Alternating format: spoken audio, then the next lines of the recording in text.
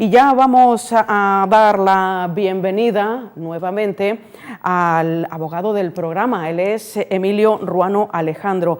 Emilio, buenas tardes. Bienvenido de nuevo a nuestro programa. Buenas tardes, Odulia. Muchas gracias por la invitación nuevamente.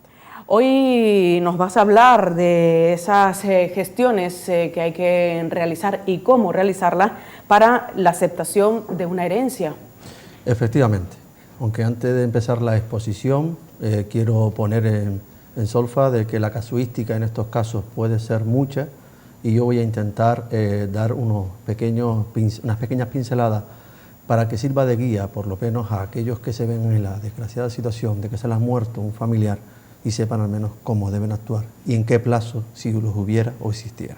Vamos a hablar de lo general o lo que se suele realizar en la mayoría de los casos, aunque como adelanta, es verdad que después hay que analizar cada situación y cada caso. Efectivamente, vamos a dar eso, unas pinceladas, una guía para que de alguna manera orientar, en este caso, al ciudadano a la hora de verse en esas circunstancias en las que se le muera un familiar, pongamos de ejemplo, un padre, una madre, incluso un hermano, pues qué pasos deben seguir y siempre aconsejando desde ya el asesoramiento por parte de los profesionales competentes, en este caso abogados, gestores o asesores generales, asesores jurídicos. Pues adelante, Emilio, con esos detalles. Me imagino que primero habrá que hacerse acopio de una serie de documentos. Efectivamente, lo primero cuando se nos muere un familiar y vamos a afrontar lo que es la aceptación de herencia, pues necesitamos hacernos eco del certificado de defunción, del certificado de la última voluntad, que es aquel que nos dice qué testamento, si lo hubiera, firmó el causante, llamándosele causante al fallecido, ¿vale? Y también de lo que es el certificado de los seguros de vida, si tuviese algún seguro de vida, pues contratado. Una vez que ya tenemos esa documentación, en el certificado de la última voluntad comprobaremos si hay testamento o si no lo hay, porque las circunstancias serían distintas. Si no lo hay, ya se empieza a complicar la cosa.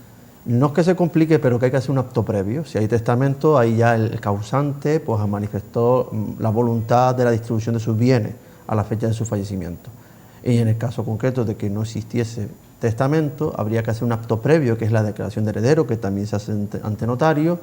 Tiene que ser el notario del domicilio último del causante, hay que llevar 2 testigos que convivan o que vivan en ese municipio para que testifiquen que efectivamente ese señor pues tenía tales hijos o tales ascendientes si no tenía descendientes, para poder concretar quién eran los herederos de ese causante. Claro, cuando existe testamento, el propio testador, el que testa, pues ya indica en su testamento quién van a ser sus herederos. Todo esto siempre bajo el prisma de la regulación existente del Código Civil. Si por mucho que nosotros queramos, incluso en vida, una vez fallecido tenemos unas limitaciones a la hora de redactar los testamentos, ¿vale? Que son las distribuciones establecidas en el Código Civil. El tercio de lo que son a los herederos legítimos, vamos a poner el caso del padre que fallece, pues sus herederos legítimos serán los hijos, otro tercio para mejorar a cualquiera de esos herederos legítimos y un tercio de libre disposición que podemos disponer libremente a cualquier tercero. ¿Por qué te cuento todo esto? Porque si el testamento no cumple estos mínimos, pues cualquiera de los herederos, llegado el caso, incluso lo podría impugnar en el juzgado a través de un procedimiento de nulidad, ¿vale? Pero vamos a dar por hecho de que el testamento en cuestión pues cumplen esas máximas del Código Civil y evidentemente si hacemos una declaración de heredero nos vamos a las máximas del Código Civil, que será un reparto por igual entre aquellos herederos legítimos. Estamos siempre en el ejemplo del padre que tiene unos hijos, pues los hijos serían los herederos legítimos, ¿vale? Hay 2 opciones. Nosotros vamos a plantear siempre la opción de que hay buena ley entre todos los herederos y acuden voluntariamente a un notario a firmar lo que es la aceptación de herencia. Dejar claro que si alguno de los herederos se negara a firmar en el notario esa aceptación de herencia, nadie puede obligar a ningún otro heredero a mantener un proindiviso eternamente, con lo cual siempre tiene la opción de ir al juzgado y hacer una división judicial de herencia. En el caso concreto de que de buena ley no fueran todos al notario. Vamos ahí al supuesto mayoritario que todos los herederos van de buena ley al notario. Una vez que ya tenemos la documentación anteriormente referida, se la entregamos al notario y el notario conforma o empieza a conformar lo que sería la escritura de aceptación de herencia. Están todos los comparecientes, que serán los herederos, y también hay que darle al notario un inventario que esté conformado con el activo, con los bienes, inmuebles o no, ¿vale? Y los pasivos, las deudas, ¿vale? Una vez que esté hecho el inventario con activo y pasivo, el notario, aplicando la voluntad del testador manifestada en el testamento, procederá a hacer lo que es la distribución o atribución de lo que le corresponde a cada uno de los herederos. Es importante hacer referencia dentro de esta aceptación de herencia a dos conceptos jurídicos que cada vez que son muy aconsejables en los tiempos que estamos. En el supuesto caso de que el causante tuviese deuda, es muy importante, y esas deudas conocidas o desconocidas pudieran ser incluso superiores a lo que realmente vamos a heredar, es importante pues hacer una aceptación de herencia a beneficio de inventario. Esto quiere decir que las deudas del causante se van a cubrir con aquella parte de la herencia, con el capital relicto, con lo que yo voy a recibir de la herencia, y no va a ir más allá de esa deuda, no va a ir más allá que de esos bienes que he heredado, en este caso concreto del causante. No obstante, hay unos plazos para hacer o para llevar a cabo la aceptación de herencia a beneficio de inventario. Aquí nos vamos al artículo 1014 y 1015 del Código Civil y recoge dos plazos distintos. Si el heredero tiene en posesión esos bienes del causante, tiene un plazo de 30 días naturales desde el momento del fallecimiento, porque ya el heredero conoce la disposición de los bienes. Si el heredero no conoce la disposición de los bienes totales del causante, pues el plazo de los 30 días naturales nacería o empezaría en el momento que otro heredero o otro tercero interesado le requiera vía notarial a la aceptación o bien a la renuncia de esa herencia. Y esta otra figura, que es el de la renuncia de la herencia, en los tiempos que corremos, porque muchas veces nos vemos en unas herencias donde hay hasta 30 y 40 comparecientes y lo que me toca a mí es de 300, 400 euros en el cómputo total y es una parte proporcional de una casa antigua que más que bienes son problemas. Pues en el caso concreto, ¿podemos renunciar a la herencia? Sí. ¿Qué plazo tenemos para renunciar a la herencia? No hay ningún plazo desde el punto de vista civil. Aunque después, y ahora seguidamente, sí vamos a hacer una pequeña advertencia con respecto a la renuncia a la herencia desde el punto de vista de los impuestos. Una vez que ya hemos conformado el borrador de la aceptación de herencia y hemos procedido a firmar la misma al notario por todos los herederos, vienen ahora, antes de pasarlo al registro, viene ahora el pago de los impuestos. Vale. Acuérdense que hay tres haciendas, la hacienda local, la hacienda autonómica y la hacienda estatal.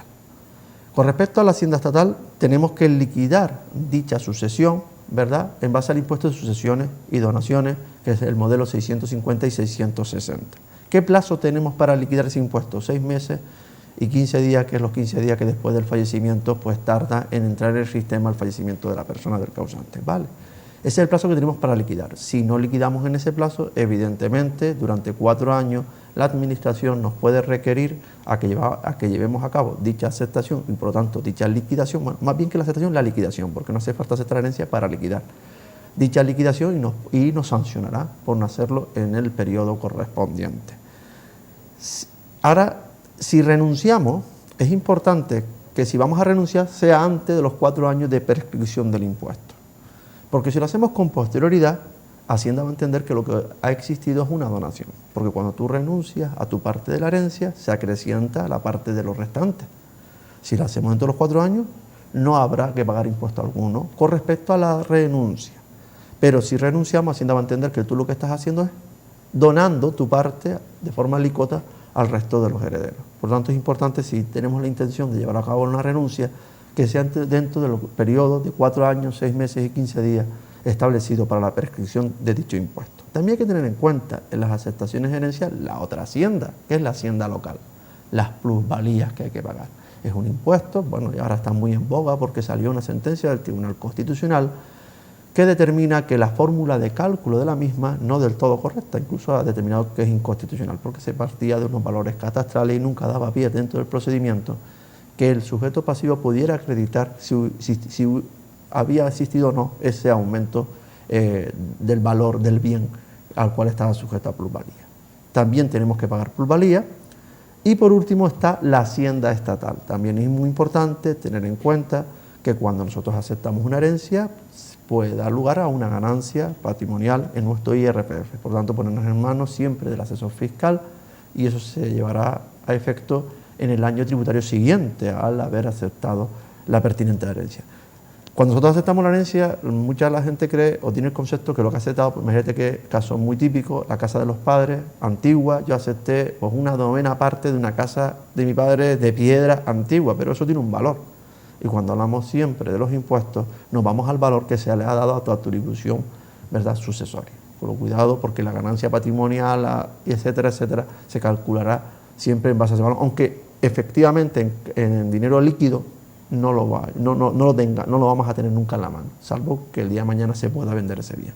Y ya por último, una vez que hemos aceptado la herencia, hemos ido al notario, hemos pagado los impuestos, evidentemente debemos proceder a inscribir en el registro dicha aceptación de herencia, porque esto supone una garantía jurídica para el titular del bien y también para terceros, a efectos de que no nos veamos con futuros procesos judiciales donde nos reclamen dicha propiedad o dicha titularidad. Darle oficialidad quizás a esa herencia, ¿te refieres? Más que darle oficialidad es inscribirlo en el registro es para terceros, es una seguridad jurídica tanto al propietario, por aquello de que cualquiera pueda plantear que es titular y nos hace un declarativo de dominio o un expediente de dominio, y tanto también a un tercero, si el día de mañana yo lo quiera vender, pues el tercero tenga total seguridad de que yo soy titular porque así consta en el registro de la propiedad. Entonces, nadie nos obliga a registrar esa instancia de parte, pero es muy aconsejable que las situaciones de hecho correspondan con la situación de derecho, es decir, en los papeles y en los registros establecidos por ley. La figura del registrador y la figura del notario no son nuevas, son muy antiguas, y lo que hay que hacer es uso de las mismas. Emilio, por mi parte nada más, no sé si quieres añadir algo más.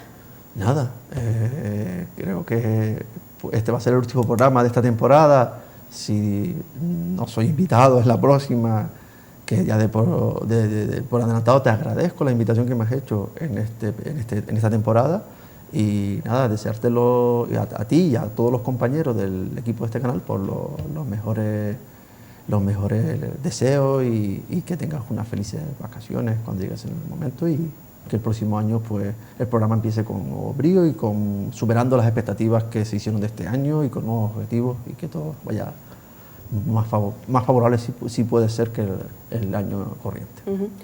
Pues por nuestra parte, muchas gracias por esos buenos deseos, Emilio, pero sobre todo también el agradecimiento es por esa dedicación que has realizado a este programa, ayudándonos un poquito a entender todo este tipo de cuestiones legales que a más de uno, por no decir a todos, se nos presenta en cualquier momento de nuestra vida, y también pues ha sido un placer tenerte en esta temporada, en este directo contigo.